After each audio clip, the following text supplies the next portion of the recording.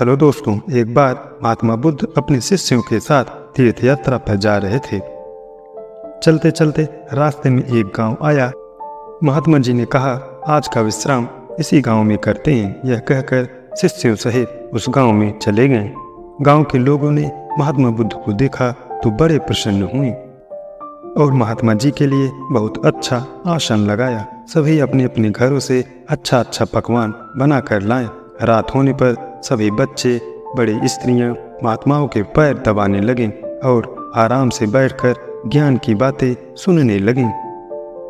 सुबह हुई तो महात्मा बुद्ध ने गांव वालों से कहा, अच्छा अब हम चलते हैं, आप सभी हमें जाने की अनुमति दें।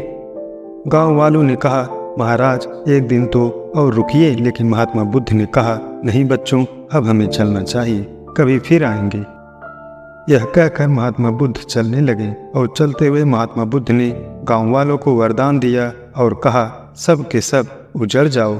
यह वरदान देकर महात्मा जी चले जाते हैं। चलते चलते शाम हुई तो महात्मा बुद्ध एक दूसरे गांव में पहुंचे। वहां पहुंचते ही बच्चों का बड़ा सा झुंड दौड़ा आया और महात्माओं को चारों तरफ से घेर कर कोई मिट्टी फेंकता तो कोई कीचड़ फेंकता, शोर मचाने लगे।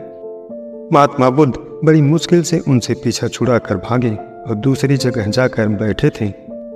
काफी देर बाद गांव के कुछ बड़े व बूढ़े आए। वे सभी महात्माओं को देखकर हंसने लगे और मजाक उड़ाने लगे।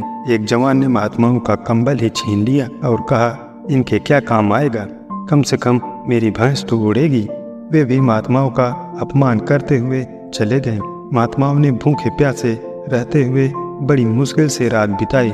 सुबह होते ही महात्मा चलने लगे और चलते हुए महात्मा ने गांव को वरदान दिया कि सब के सब बसे रहो।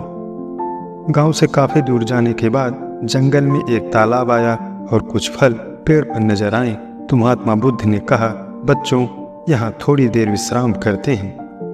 वहाँ महात्मा लोग फल खाते हैं और तालाब का शीतल जल पीते हैं। तब एक शिष्य ने कहा, महात्मा जी क्षमा करें, हमें एक बात खटक रही है, आप नाराज ना हो तो हम पूछें। तब महात्मा बुद्ध ने कहा, बोलो बच्चों, क्या जानना चाहते हो।